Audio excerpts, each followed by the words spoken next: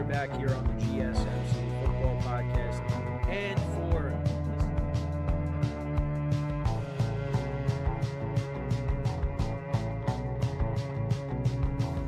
Alright, and we are back here on the GSMC Football Podcast. And for the final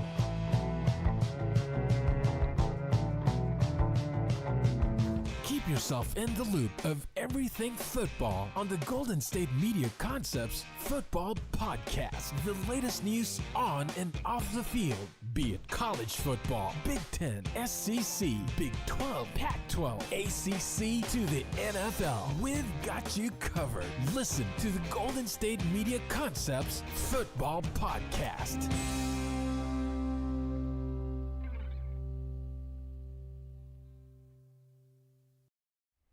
And welcome everybody to another edition of the GSMC Football Podcast, brought to you by the GSMC Sports Network. As always, I'm your host, Kenneth Gruenfelder, and it's great to have you guys here on this Monday, September 9th. We have a lot to cover on the show today. Before I get into that, just want to remind you guys, as always, to tip or donate and get your comment recognized, go to the dollar sign icon in the chat. This will create a super chat for you that I will acknowledge during the live broadcast of anything that you want to say on the show. Well, obviously it has to be appropriate, but like I said, I'll highlight it during the live broadcast, and it just makes the show more interactive between myself, the host, and you guys, the viewers. We appreciate your guys' viewership each and every day, so any contribution that you can make means the world to us. Also, the other way to help out the show is by going to the link, which is on the ticker at the bottom of the show segment, gsmcpodcast.net. So, let's get into what we are going to discuss for today. I hope everybody enjoyed this past week of both college football and the NFL being back. So it's going to be basically all NFL. And throughout the week, I will cover the other games. We're not going to get to every single game today, but as we move throughout the week, we'll get to them. So we're going to start off the show. We'll talk about the news that broke yesterday about Dak Prescott getting his new deal. So he's locked in with the Cowboys. I know I said I thought he was going to be the odd man out, but that's not the case. He gets his new deal, and we're also going to talk about the Cowboys and their victory over the Browns, 33-17. And this won't be the only time we talk about the Browns this week. I'm telling you that right now. Then in the second part of the show, we'll talk about Jordan Love's injury on Friday. We'll get into talking about the Brazil game as well, what the timetable is for Jordan Love, the Packers starting quarterback. Then in the third part of the show, we'll talk about last night's Sunday night game between the Detroit Lions and the LA Rams. The Lions once again defeating the Rams in overtime, 26-20. Then we'll talk about the rookie quarterbacks and how they did over the weekend in their debuts as well. And then in the final part of the show, we will preview tonight's game between the Jets and the 49ers as Aaron Rodgers makes his return. So let's get into the first topic, which is talking about the Dallas Cowboys. And like I said, news broke yesterday. Dak Prescott gets his new contract, a 4-year, $240 million extension, $231 million guaranteed, and he becomes the first player to earn $60 million per year. So Dak ends up getting his money. And again, I'm going to admit, I was wrong. And that just goes to show you how the negotiation process goes and just how you just don't know anything. Because, from interviews and just the way things were going, it just didn't seem like the Cowboys were going to get a deal done with Dak at the start of the season. We were going to have to wait till after this season played out. But that was not the case. They get the deal done with CeeDee Lamb. Now they get the deal done with Dak. So those guys are locked in long term. Well, another 4-year deal, but still. So now, when the time comes, they will work on getting a deal done with Micah Parsons. But this is big for the Cowboys, however you look at it, because if they were to let go of Dak and let him walk, there would be teams lining up to sign him. And let me tell you, there were teams yesterday, and even the team that the Cowboys played against, they could have used Dak yesterday. And the game that I was at yesterday, I'll admit, the team I was watching for 60 minutes yesterday, they could have used Dak. But, yeah, it was big for the Cowboys to get this done because, what was what was their plan going to be if Dak were to leave? Because you have Trey Lance on the roster, but, he hasn't really played since the 49ers drafted him when they did, and then the Cowboys got him in a trade. But in the preseason, that 5 interception game that he had, it's not good. And, he would have been the alternative as well as, Cooper Rush. I mean, Cooper Rush is a solid backup, and he's won games for the Cowboys. But, those aren't your long-term answers there. Dak Prescott is. And that's why they got this deal done. Now, I know when it comes to Dak, he is who he is. He's a solid quarterback, puts up good numbers. But in the postseason, that's, where he struggles. But, Dak Prescott gives the Cowboys the best chance to win. And then if you let him go, it's like, well, what, where do you go from here? And I know I gave you the options, well, some of the options, but, what would they have? What are they going to go and draft a quarterback? But they wouldn't have a high enough pick to do so. Because the Cowboys right now, they have a roster. I know it's got issues, but they have a roster right now that can compete. So, if you let Dak go, the quarterback is the most important position. So, like I said, this is big for the Cowboys. I was wrong. I was thinking, yeah, maybe Dak's on his way out. But that's not the case. He's sticking around. And the Cowboys did play yesterday. And I'll be honest, look, I didn't really get to watch a lot of football yesterday. Well, I did get to watch a lot of football, but at the game I was at. So I got to go back and look at some of the highlights and, game film, things like that. But, I was keeping up with the scores and, did catch, most of the second half of the game against the Browns. But the Cowboys dominated this game. And Dak Prescott didn't put up huge numbers in this game because, you know what, he didn't have to. He didn't have to. And what's funny is the Browns, they were winning at one point. They were up 3-0, but then after that, the Cowboys never looked back. This was all Cowboys. They had a day, especially their defense, against Deshaun Watson and the Cleveland Browns. But yeah, these are Dak's numbers again. Not spectacular, but you know what? He didn't have to be spectacular. Because, like I said, the Cowboys dominated this game. And the one touchdown was to Brandon Cooks. And also Ezekiel Elliott had a touchdown yesterday as well. So, he's back in Dallas wearing the number 15 this time. It was a solid win. Trayvon Diggs had an interception, so already he's making an impact. His first game back after missing all of last year with the torn ACL. Kavonte Turpin had a punt return in this game. CeeDee Lamb, of course, was the leading receiver, 5 receptions for 61 yards. Also had a few carries in this game as well. Cowboys defense had 6 sacks in this game. Eric Hendricks had an interception and 2 sacks, so he made an impact his first game as a Cowboy. DeMarcus Lawrence had 2 sacks in this game. Micah Parsons had a sack. And also their stud kicker, Brandon Arbery. 4 for 4 on field goals. He made a 57-yarder. He was 3 for 3 on extra points. He's a real weapon for them. He's one of the best kickers in the NFL. And he showed that yesterday once again. But yeah, all around, solid victory for the Cowboys. I mean, they only ran the ball. They ran the ball for over 100 yards, 102 yards. Zeke had 40 yards on the ground. Rico Dowdle had 26. Dalvin Cook was not active for this game, but you figure he's going to be involved in the rotation at some point.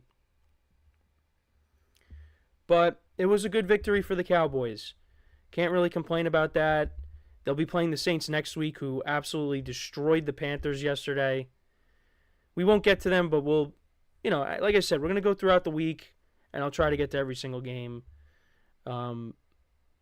Give each game, some love, of course. But, yeah, overall, solid victory for the Cowboys. But for the Browns, I mean, that was That was as ugly as it could get, especially for their quarterback, Deshaun Watson. He did not play well in this game. His stats on the day from yesterday, he went 24 of 45 for 169 yards, 1 touchdown, 2 interceptions. Also ran the ball for 39 yards. David Njoku was their leading receiver. He had 4 receptions for 44 yards. I think he left this game with an injury. They could have scored another touchdown in this game. Amari Cooper, had it in his hands, but he dropped it. Not that it really would have mattered. But, yeah, that was bad. That was bad. Deshaun Watson was not good. And that is going to be an issue for the Browns. Because, you went up against a good Cowboys team. I'd probably put them, close to this, around the same group of teams. Because the Browns have a very good roster. And they made the playoffs last year. They got a good head coach. They got a good defense. I like their skill position players. Their offensive line is solid. Although they were missing, Jarek Wills didn't play in this game yesterday. One of their offensive linemen. But the quarterback is going to be the problem. And I said that throughout the year, you're going to see an inconsistent Deshaun Watson. Like, I do think Deshaun Watson at times is going to have his moments. But then you're going to have games like this. And if the Browns are going to want to go very far this year, Deshaun Watson has to play better. And he just did not play well. And it's not like it was against a bad team. Now, if it's against a bad team, that's, even worse. Cowboys are going to be good. And Deshaun Watson did not play well. And also, I just want to say, you see how that quarterback in Tampa's playing. Although you could say, well, he was playing against a bad Commanders defense. Maybe the Browns are having those internal conversations like, maybe we should have held on to that guy. Maybe we should have held on to him. But that's a conversation for a different day, which we will have that conversation in the coming days this week. But overall, good performance for the Cowboys. Look, I know it's one game, but people had their concerns. Look, if they stay healthy, this team's going to win their fair share of games, and they'll be in the playoffs. So, that's my thoughts on this game. Let me know what you guys think. What were some of your takeaways from it? So with that, we are going to take our first break of the show, and then when we come back, we will discuss Jordan Love's injury as well as the Brazil game on Friday. I'll give you my thoughts on that when we return. So with that being said, stick around, and we'll be right back here on the GSMC Football Podcast. I feel like I'm losing my mind. Is everybody in the world blind? Please, Lord, give me a sign, a sign. I feel like I'm losing my mind. Is everybody in the world blind? Please, Lord, give me a sign, a sign. I wanna be the greatest. Everybody on the fake shit. I look around and feel like everybody is the fakest. I make this every day and I'm impatient, hoping one day I blow up from the basement. Statement, the top is so vacant. I don't hear shit that I think is amazing. Waiting for my day when I'm playing sold out shows for 1,000 faces. Hey, give me that crown, get in my way and to be put down. It ain't your place, all this my town. If I want that shit, then I'll get it right now. I'm losing it, the noose it fits. I'm losing shit, a stupid myth. You choose to live or choose to dip. You choose to fight or lose your grip and lose a gift. Oh, I feel like I'm losing my mind. Is everybody in the world blind?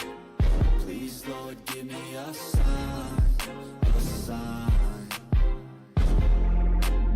I feel like I'm losing my mind. Is everybody in the world blind?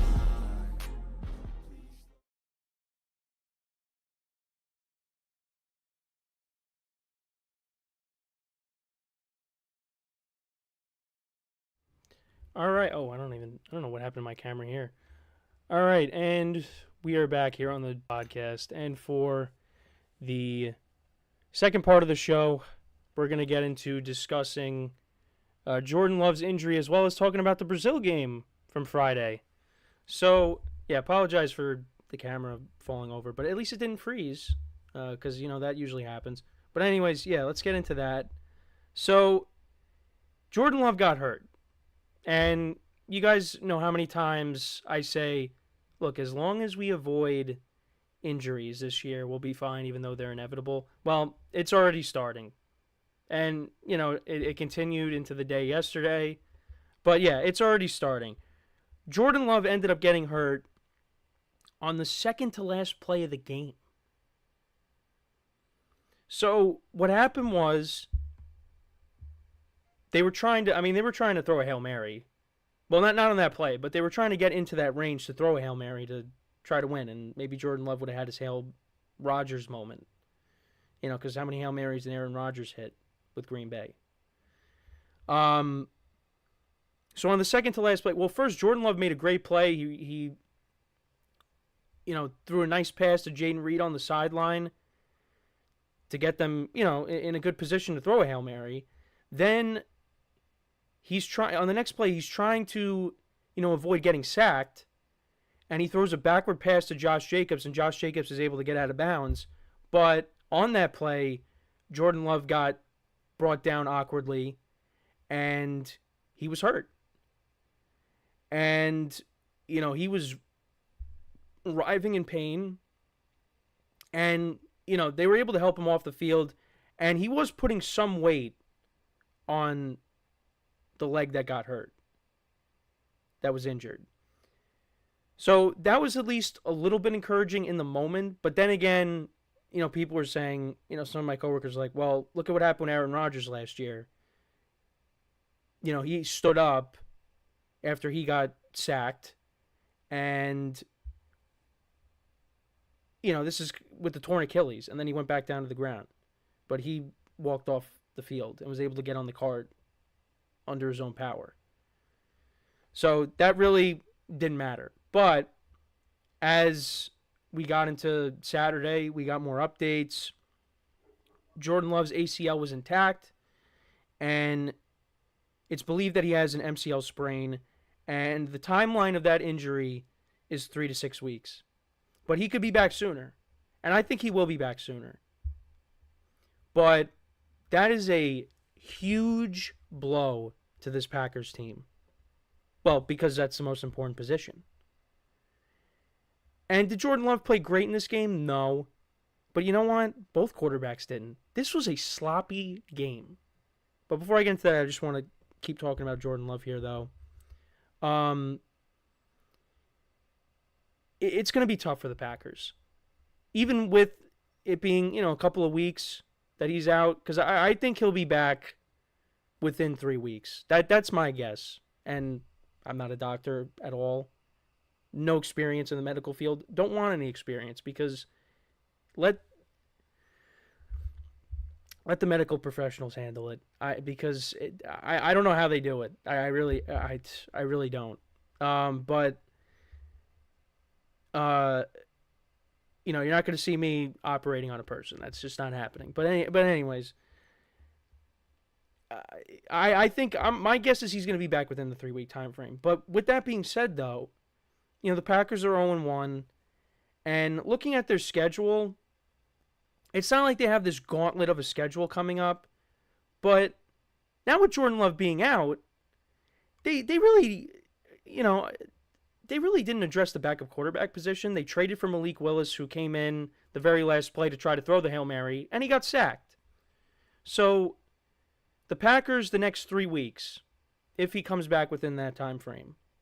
But we'll go to week 6.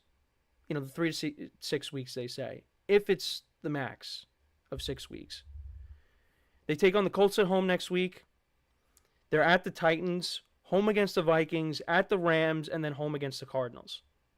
So if the Packers, let's say Jordan Love is out until we get to week 7 when they play the Texans.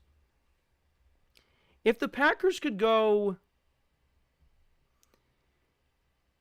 maybe 2-4 or 2-3,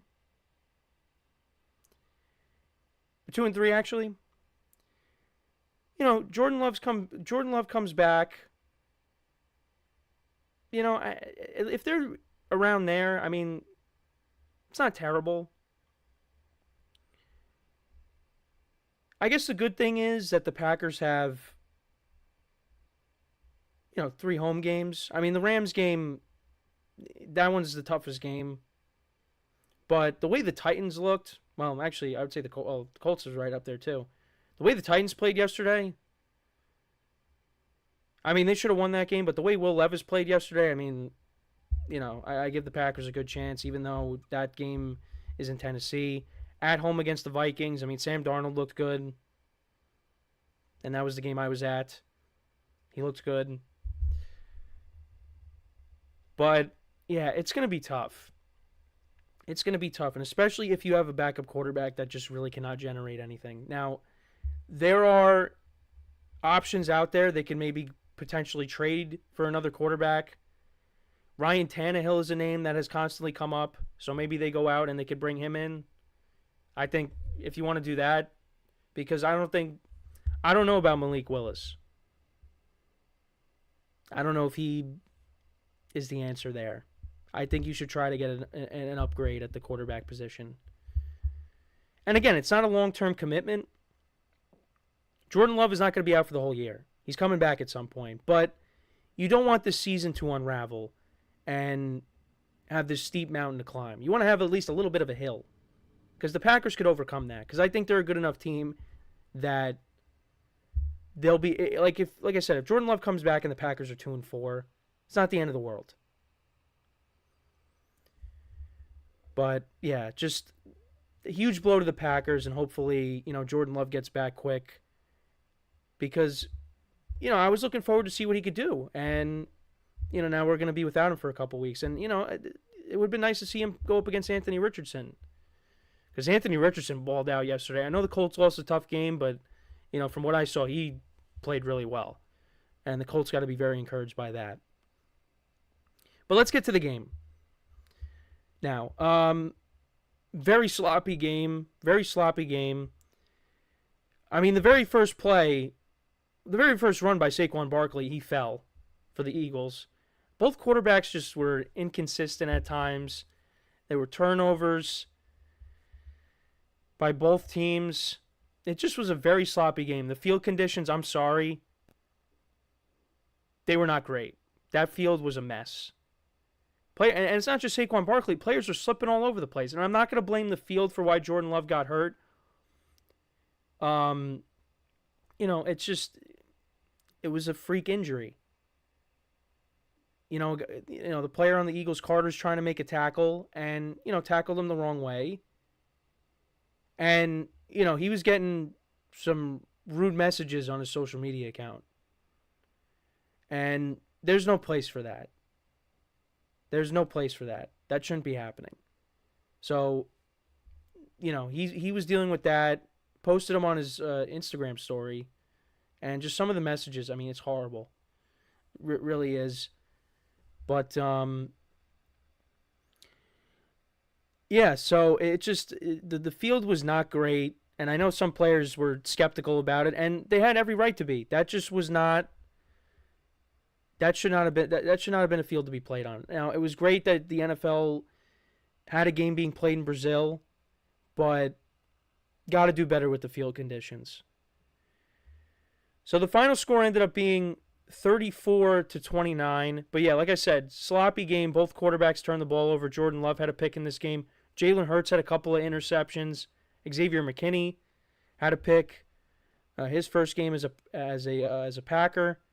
But Jalen Hurts also fumbled the ball too. So Jalen Hurts had 3 turnovers in this game. And what did I say? Jalen Hurts has to eliminate the turnovers, or reduce the turnovers at least. And already he had a 3-turnover game. But then he made some good plays, like the touchdown to A.J. Brown to open up the second half, the throw to Saquon Barkley. So it was a mixed bag for Jalen Hurts. And it was a mixed bag for Jordan Love because, he threw a pick, but, connected with Jayden Reed, sorry. 4 receptions for 138 yards, and he had 3 touchdowns in this game. He really had an unbelievable game. Josh Jacobs was their leading rusher for the Packers. But Saquon Barkley, and let me tell you something. It's only 1 week, but Giant fans, they really miss Saquon Barkley. 24 carries, 109 yards, 2 rushing touchdowns, and then a receiving touchdown as well. He looks great with the Eagles, which I'm not surprised. He's running behind a very good offensive line, although the fumble, I actually will say, the fumble that happened that Hurts lost, that was on, a botched snap. So, they got Cam Jurgens now starting with Jason Kelce retiring. They got to get on the same page there. And we saw, Hurts having a conversation with Jurgens on the sideline.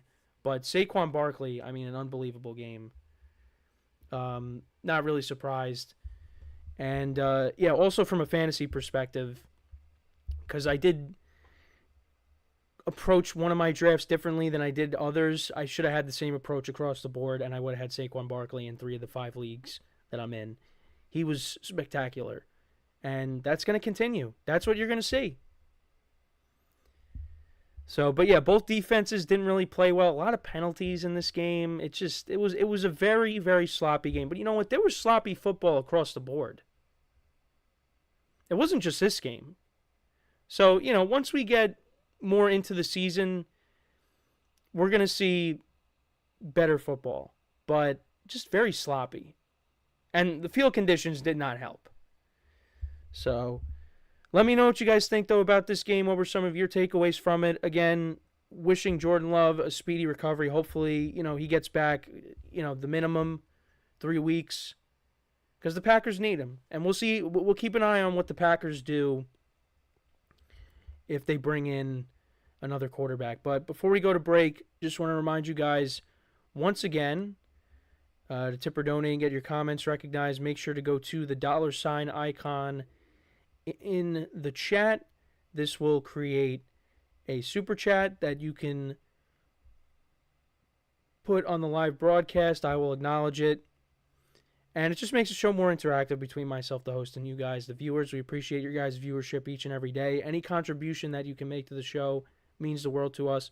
Also, the alternative way to help out the show is by going to the link on the ticker at the bottom of the show segment, gsmcpodcast.net. Like I said, we appreciate your guys' viewership each and every day. So we're going to continue right along here. When we come back from our next break, we'll get into the Rams and the Lions. So, with that being said, stick around, and we'll be right back here on the GSMC Football Podcast. Looking for your daily fix of sports talk without having to pay for it? GSMC Sports Network is available on YouTube. Just search GSMC Sports Network. Get your fix of daily sports talk shows on YouTube, absolutely free. NFL, college football, NBA, MLB, MMA, UFC, fantasy football, and so much more. GSMC Sports Network has shows running all day long, with new sports shows starting every 2 hours. Just like on your favorite cable sports channel, except GSMC Sports Network is absolutely free. Just search GSMC Sports Network on YouTube to catch one of your new favorite shows, like the GSMC College Football Podcast, Chip Shot Football Podcast, Hoops and Heels Women's Sports Podcast, GSMC Basketball Podcast, and so many more. Check it out for yourself. GSMC Sports Network, now available on YouTube absolutely free. Search GSMC Sports Network on YouTube right now.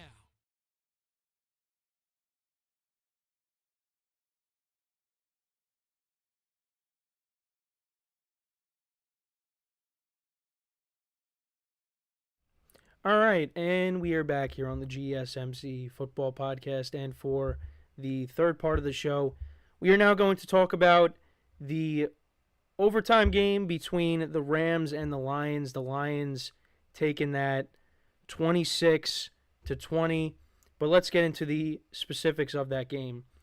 So, obviously, these two teams met in the playoffs. Last year, the Lions winning by a score of 24-23, and this was another solid game. It didn't look good for a while for the Rams because, first of all, I couldn't even believe this. if you watch the game and you know listening to the broadcast, they were ravaged by injuries on the offensive line. And it was 17-3 at one point. And on top of that, Puka Nacua had to leave as well with a knee injury. And we'll have to see what his status is. So he could be out for a while. It just looked like things were falling apart for the Rams. And also Matthew Stafford had to get his ankle taped. It was rough. But the Rams, to their credit, they hung in, they came back, and at one point were actually winning the game. Jared Goff threw an interception. It looked like the Rams were going to pull off the upset, and that's what I said. I said that the Rams were going to win this game outright, and I was hoping to be right. I was very close, but key thing, very close. Lions ended up tying the game right before the end of regulation.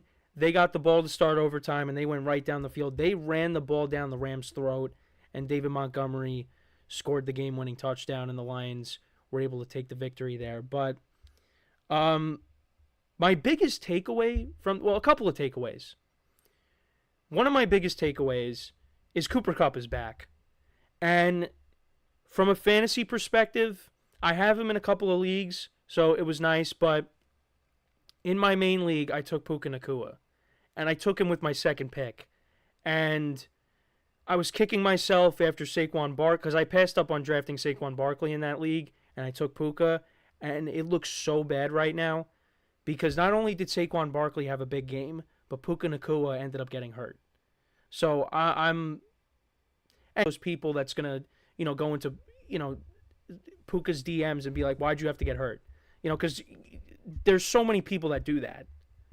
But I'm really kicking myself right now. It was for that league, it was rough. Overall, could be a good week for me in my other leagues. And in the spread pool, we're looking at 7 or 8 wins. Depending on what happens tonight, we're either getting 7 or 8. So, we're already picking up where we left off last year. But it's just, I'm upset. I'm upset at myself because I should have just stayed with the same approach. But anyways, yeah, the Rams getting killed by injuries.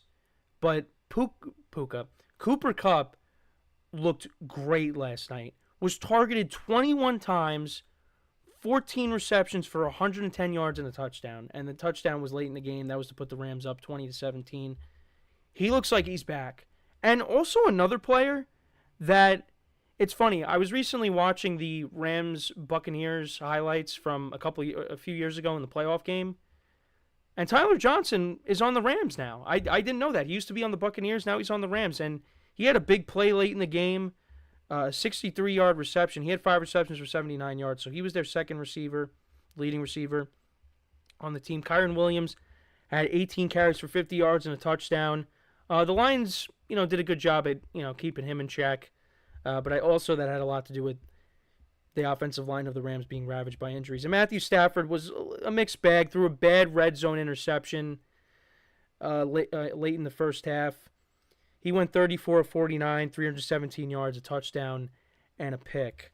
And then for the Lions, Jared Goff, he was okay last night. Had a bad interception as well. 18 of 28, 217 yards, 1 touchdown and an interception.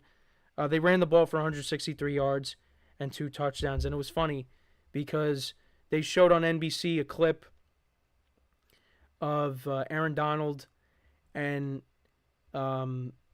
his wife, his significant other, and it was a video of her asking Aaron Donald if he misses playing, and Aaron Donald was sleeping.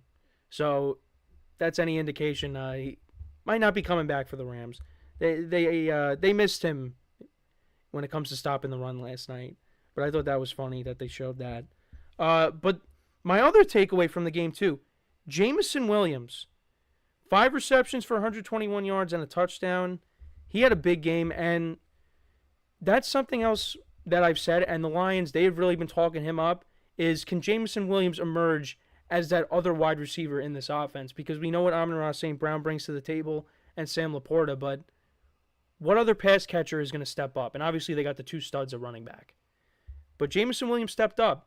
Did have to leave the game briefly. Got banged up at one point, but came back in. But yeah, played really well. Amon-Ra St. Brown was held in check. He had 3 receptions for 13 yards, which was huge for me because I'm going against him in another league. So tonight, I'm up by less than a point, I think, around that. But I have Deebo Samuel and Tyler Conklin. And this is the league that I didn't start Isaiah Likely. And then my uncle has Brandon Ayuk. So it's going to be very close. But yeah, the Rams held Amon-Ra St. Brown in check. And Jameson Williams had a solid game. The Lions had a couple of sacks in this game.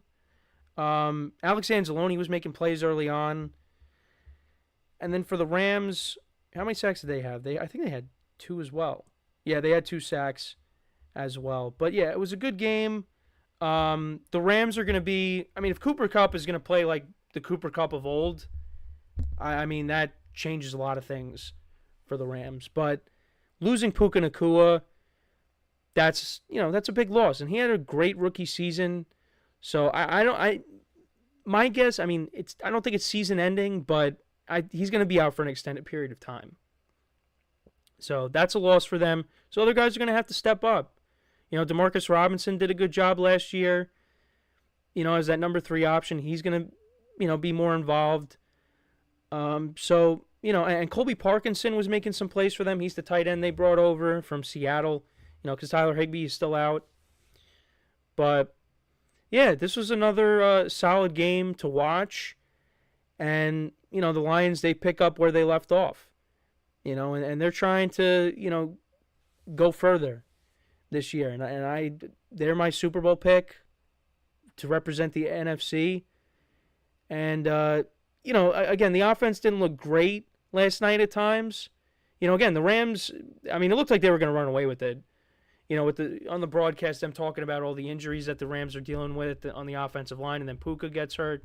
You're thinking, yeah, this is, and Stafford didn't look great at times. You thought, this is not the Rams' day. The Lions are going to run away with this thing. But no, the Rams, to give them credit, they were able to come back, and again, they were winning at one point, but just couldn't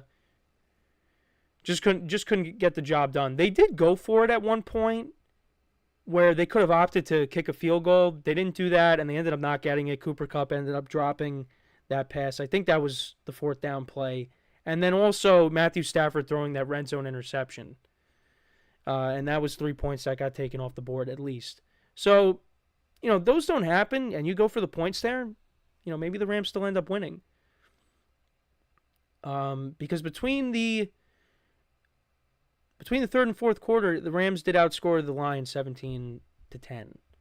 But yeah, the Lions ended up getting the ball in overtime. I mean, Matthew Stafford did what I would have did and called heads, but it ended up being tails, and I said that might be it. And the Lions, like I said, they ran the ball the entire time on that drive. I don't think, did they even throw a pass on that drive? Let's see. They went 8 plays, 70 yards. Yeah, so there was a run by Khalif Raymond, a 21-yard run by David Montgomery, a 9-yard run by Montgomery. Yeah, there was a 10-yard pass to Jahmyr Gibbs, so they didn't. It was one pass play, that drive. But yeah, it was all running plays for the most part. And yeah, the Lions ended up winning that game. Like I said, Jared Goff threw that pick late.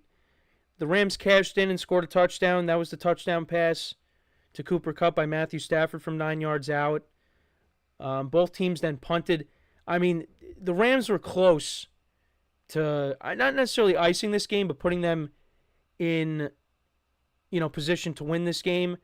And Matthew Stafford and Cooper Kupp on 3rd down just missed. I think it was off the fingertips of Kupp on 3rd down. They connect on that, and we could be having a different conversation there as well. But that did not happen.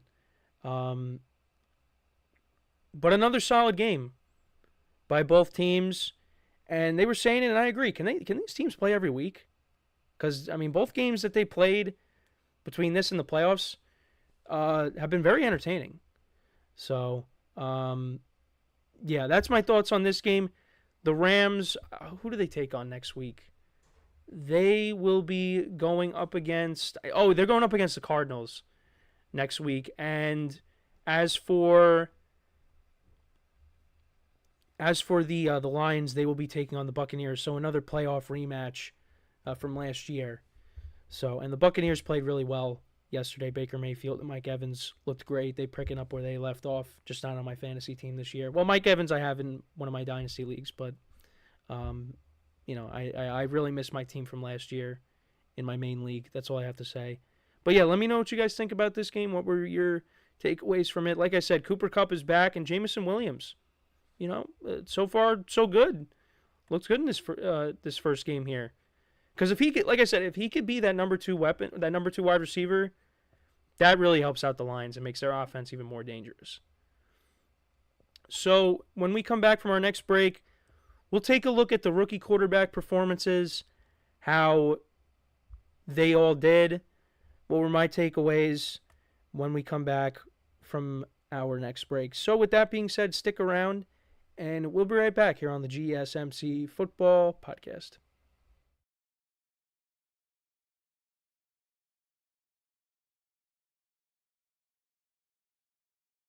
For the best and latest podcasts available anywhere, go to the podcast app on your cell phone and type in GSMC to access free content-rich podcasts on health and wellness, book reviews, sports, entertainment, relationships, social media, movies, technology, finance, and even weird news. Subscribe and download the GSMC Podcast Network's family of shows, available everywhere podcasts are found.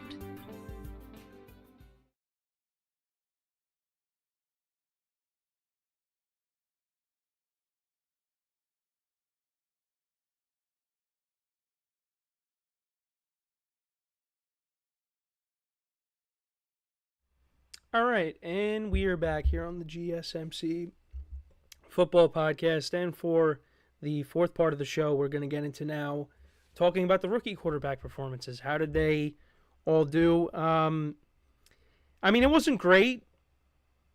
One of them did win. Their team did win, but it was kind of in spite of them. It wasn't great for the three of them. Now, they did make their fair share of plays, but, yeah, not great. And, it's going to happen. Not everybody's going to be RG3 and go on the road against the Saints in the Superdome and just ball out. That's not always going to happen. So, speaking of RG3, we'll talk about the Commanders quarterback, actually, first. So, Jayden Daniels had 2 rushing touchdowns in his game, 88 yards on the ground, but he only went 17 of 24 for 184 yards, no touchdowns, no interceptions. The leading receiver in this game, the leading receivers in this game were their running backs. Austin Eckler had 4 receptions for 52 yards.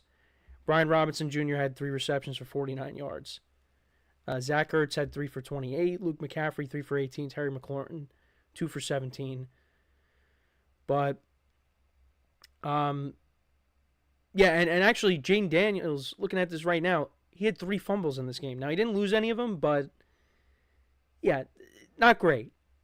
Not great. Also, it didn't help that the Commanders' defense just could not stop the Buccaneers yesterday. Now, at one point, it was 13-7. So you thought, okay, this is a game now. But the Bucs pretty much dominated this game from start to finish. Baker Mayfield played really well. But, it is just one game. I'll be honest, I didn't watch a ton of highlights from all the games yesterday just because, I was coming home from the Giant game. And notice how I haven't really talked about that experience. Well, we'll get to it. If it's not today, we'll get to it. But look, you don't want to hit. First of all, you don't want to hit the panic button on any of these guys. It's their first start. You gotta expect some struggles. And the big thing, and for the Commanders especially, one of those teams, is to see improvement. And, there's definitely things to like.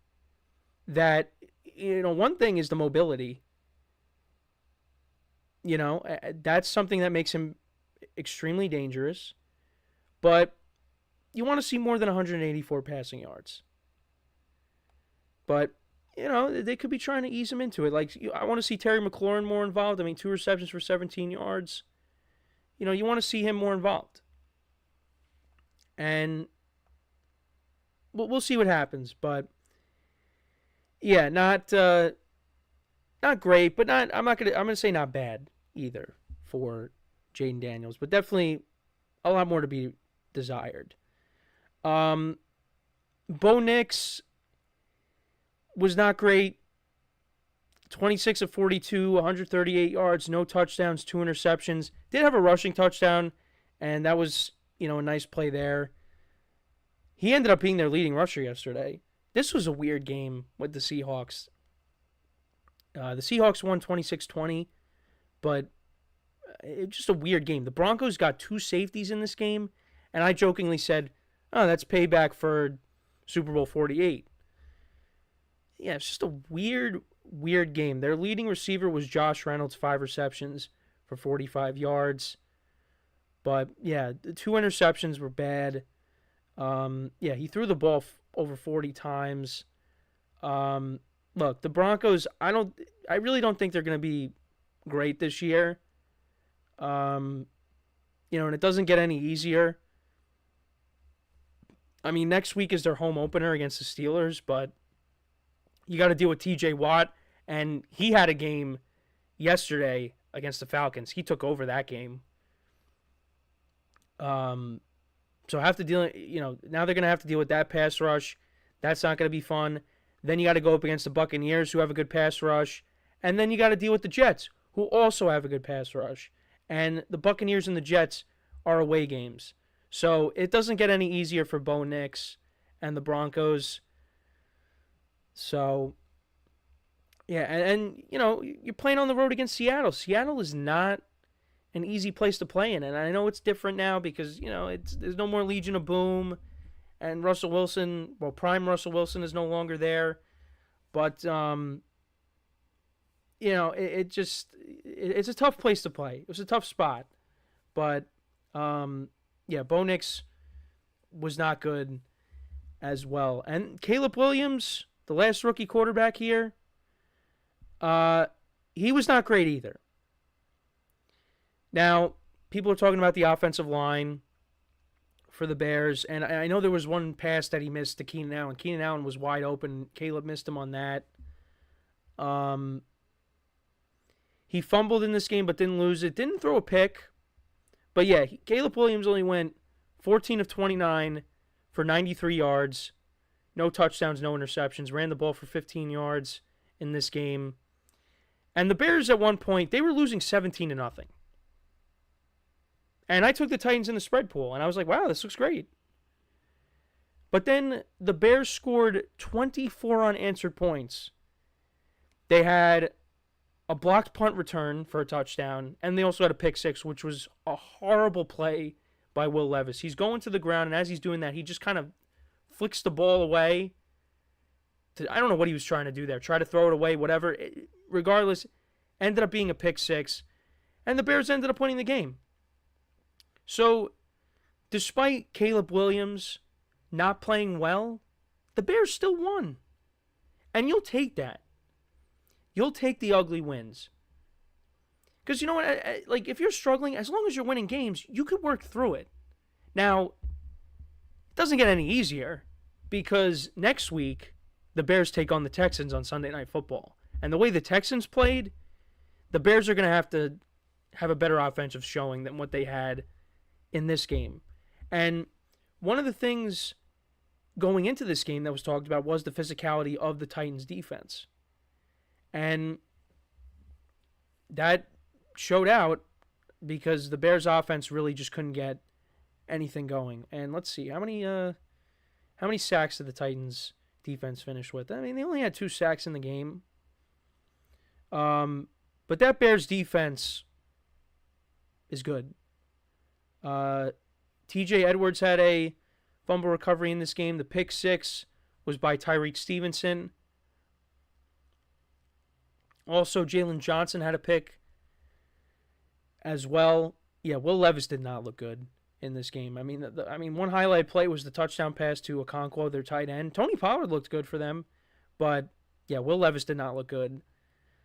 Again, just a lot of sloppy play yesterday, really across the board. So, and the NFL wants to extend the season to 18 games.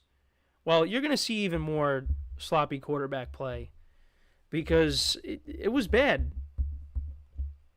It was bad in a lot of games. But yeah, there was no RG3-like debut for any of these quarterbacks. You know, one of the things that we can't be prisoners of the moment. And I know sometimes I am. And listen, I'm like that with my team right now with the Giants, with how yesterday went. But you don't want to overreact. You know, we got to see more of a body of work from these three guys. And then, you know, once we get more into the season and especially at the end of the season, then we will evaluate, you know, how these guys looked. But don't want to go too crazy. You know, they had their share of bad decisions. But you know what? For Caleb Williams, at least his team won the game. His team picked him up. So now he'll be going up against the Texans next week, so he's going to have to play a much better game, especially keeping up with that offense and how they looked. You know, he's going to want to keep up. I mean, he's going to want to play better. And you know what? I think he will. For Jayden Daniels, I mean, the Commanders are going up against the Giants. So, you know, that's a game I think he could put up good numbers there. And then for Bo Nix, you're at home, but you're taking on another good pass rush. So it doesn't get any easier for Bo Nix and the Broncos. But let me know what you guys think. What were some of your takeaways from their debuts? I mean, I'm going to go back and watch the highlights all day long and you know, maybe watch some game film and some film breakdowns of how these guys did. But just on the surface, you know, it wasn't great. But one of them got a win. So at least for Caleb Williams, him and the Bears could work through it. But they got a very tough game next week, which I'm looking forward to, against the Texans. So, yeah, that's pretty much it when it comes to the rookie quarterbacks. Like I said, let me know what you guys think about their performances from yesterday. So we are going to take our final break of the show, and then when we come back, we will preview tonight's game between the San Francisco 49ers and the New York Jets, as Aaron Rodgers will be making his long-awaited return to the field once again, playing on Monday Night Football against a very good pass rush. And we'll break it all down when we come back. And it's, you know, look, the main thing for me, let's just hope that, you know, he gets through the whole game. He will, but, you know, against this pass rush, it's I'm going to be turning away every time he drops back. Because I'm just going to be afraid to watch him get hit. But yeah, we'll get into all that when we come back. So with that being said, stick around, and we'll be right back here on the GSMC Football Podcast.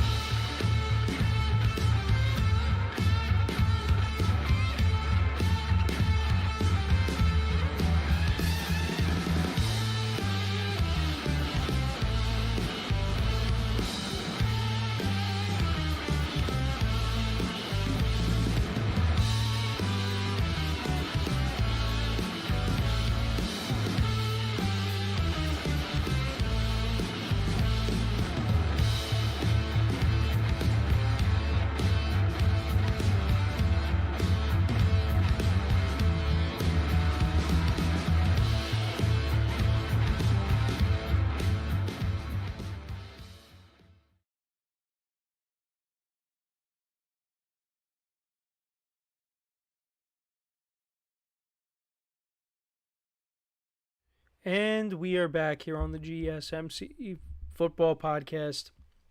And for the final part of the show, we are going to now get into previewing tonight's Monday Night Football matchup between the San Francisco 49ers and the New York Jets. And the biggest storyline going into this game, now there are some storylines, of course. You know, Brandon Ayuk's got his new deal.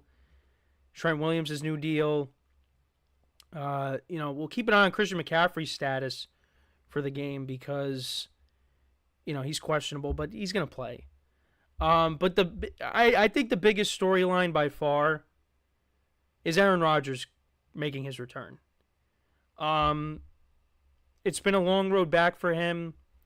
Last year, I mean, going from 100 to 0 that fast, when he comes out running with the American flag and that Jets crowd going crazy, it was like, wow, this is unbelievable. And then to see what ended up happening and what ended up transpiring in that game with him getting hurt after 4 plays, I mean, it was heartbreaking. It really was. And for someone that has grown up watching this guy, it really was. It was a gut punch.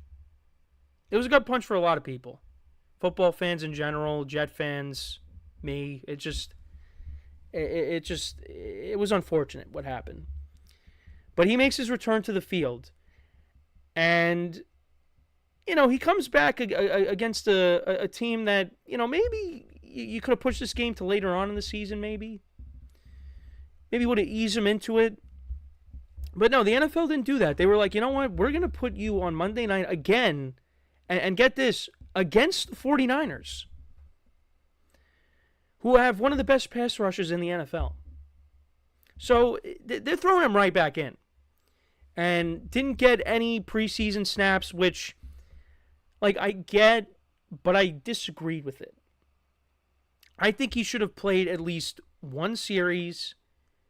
Just give him at least some reps. And then that's it.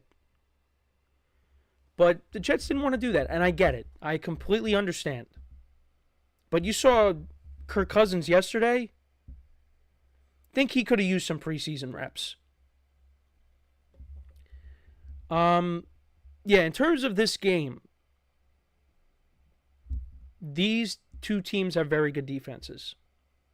And I don't know what's going on with Hassan Reddick. Is he even going to play for the Jets? What's going on? But even without Hassan Reddick, this Jets team still has a very good defense. And I think they're going to give Brock Purdy some problems tonight. I do think that. But I do think this 49ers offense at full strength now, because McCaffrey's going to play, they're going to make their fair share of plays. And it's really going to come down to how well is Aaron Rodgers going to play tonight? And if he's going to get protections. What is the rust going to be like? What's the rust factor?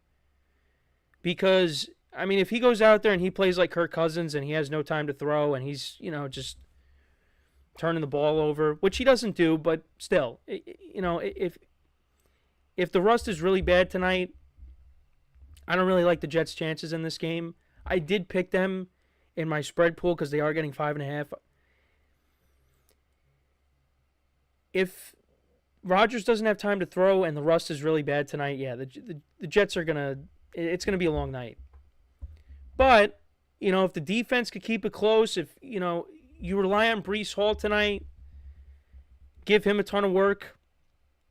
Because the 49ers in the playoffs, they struggled to stop the run. And Breece Hall could have a really big year. Was great towards the end. Had an overall solid year last year, but really towards the end of the year last year, he was great.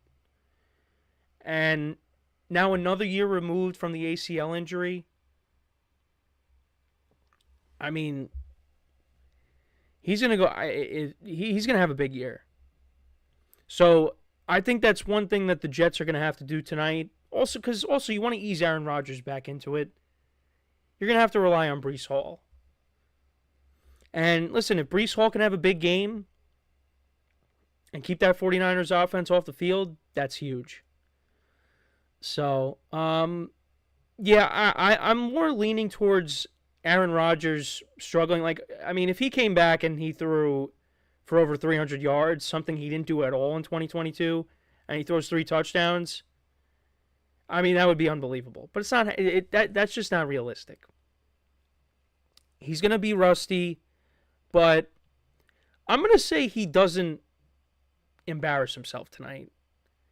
I think he's going to do okay. I think as the game goes along, he'll get more into the flow, and he'll make plays tonight. But I do think the 49ers will win this game. I'm hoping the Jets defense keeps it within the number, within the 5.5. So I'm going to say the 49ers win this game. I'll say 23 to 20. Well, that's not even covering the 5.5.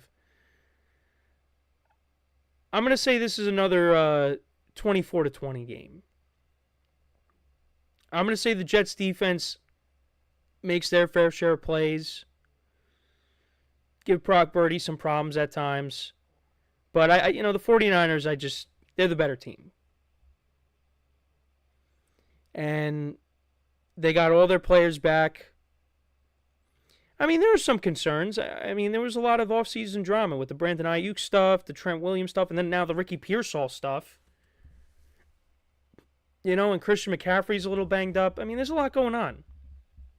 And, you're missing Dre Greenlaw on defense. So there could be a little bit of regression for the Niners. But I just think they got way too much talent that I don't think there's really going to be any kind of regression. I mean, maybe a little bit, but still think they're going to win 12, 13 games this year.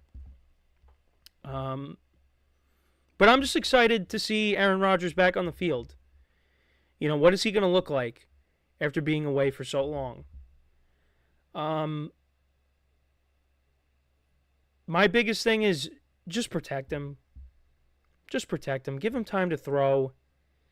Keep the pressure at a minimum somehow. Because if he goes down, this season's not going anywhere. And every team in the AFC East won yesterday, believe it or not. It looked like the Patriots were going to be the only one, but the Bills, they came back after they were down by a lot. The Dolphins, and we got to get into the Dolphins tomorrow because that story of Tyreek Hill getting detained by police before the game for I think it was a parking violation. And I think also it was for reckless driving, if I'm not mistaken. But yeah, that broke yesterday. But he was able to play yesterday, and he scored an 80-yard touchdown. But that was another crazy thing that happened yesterday too, before the game. Because my friend texts in our sports chat that Tyreek Hill got arrested. And then we find out it was for, I think, a parking violation. But yeah, we'll get into that tomorrow. But yeah, that was just crazy news. But he still played. He was still able to play. But yeah, we'll get into that tomorrow. A lot of stuff we didn't get to today. But yeah, let me know what you guys think about this game. What are your expectations for Rodgers and his return? How do you see it playing out? 49ers. I'm gonna say 24-20. That's my score prediction. So, well, mainly because I want to keep it within the 5.5. But we got some time left here, so let me get into a little bit of the game that I was at yesterday. So I talked about it. I went to the Giants-Vikings game yesterday. They were wearing their throwback uniforms. It's, celebrating the 100th year of the Giants. And it was one of the games that I just felt like this is one of the games that they can win. And boy, that was not the case. They get off to a good start, though. Not the offense, but the defense. They sacked Sam Darnold. They get the fumble recovery. But what ended up happening, and I said it, I'm like, you got to get 7. They didn't get it. They kicked a field goal. And then it looked like they were going to get off the field again, and the Vikings were not going to cash in on anything. but there was a pass interference call that put the Vikings in great field position. And that was the end of it. It was a horrible game to watch. The only highlight of the game, now Malik Neighbors made some plays, but the true highlight of the game was them honoring their history at halftime, with all the past Giant players being there for the 100th year celebration. And Carl Banks said on the radio broadcast to, I think, Sean O'Hara, you almost want to put your pads back on and help the current Giants the way they were playing. But it was bad. It was bad. That was a rough game to watch. And I've been to some bad Giant games. 2017 when they played the Cowboys in December. This game, it's close. This one I think was worse than that. Even though the Giants scored a touchdown in the Dallas game I'm talking about. This might have been the worst Giant. Yeah, this was the worst Giant game I ever went to. Because the offense just could not get anything going. And we'll get into it during the week. I didn't want to get to it because there was other things I wanted to talk about and cover today. But that was an awful game. And I had my one friend who's a Vikings fan. They were happy. Good for them. But, yeah, for me, look, I didn't really have high expectations going into the year. I had them at 7 wins. They keep playing like that, they'll be lucky if they win maybe 3 games. So, that's, I talk about overreactions. No, I'm not. Look, I'm not overreacting. That was dreadful, that performance. So, well, let's hope that the Jets, the other New York team that plays in New Jersey, let's hope they put on a better showing than the team that actually was playing in MetLife did yesterday. So, but yeah, that's pretty much it for today. I hope you guys enjoyed the show. So happy football is back. Like I said, we're going to continue discussing some other games that I didn't get to today. I could have just easily breezed through all of them, but no, I want to get into, some other games as well. Like, we'll get into the Dolphins game. We'll talk about the Texans and the Colts. The Giants, we'll get into them. We're going to cover all that this week. But I'm just happy that it's back. But yeah, make sure to check out all the other shows. Give the other shows some love, like I always say. And with that, that is all the time that we have for today. Thank you guys for tuning in. We'll be back again tomorrow, 10:30 a.m. Eastern Time. And until then, I'm Kenneth Gruenfelder signing off from the GSMC Football Podcast, brought to you by the GSMC Sports Network. Have a good day, and I will talk to you guys tomorrow. Take care.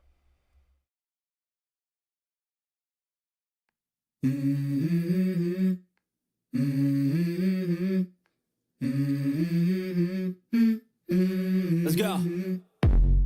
I wake up to a little bit of drool on my pillow, feel like it's gonna be a bad day. Yeah, I'm tired of shit, and the coffee ain't hit yet, damn, ain't that great. I don't wanna go to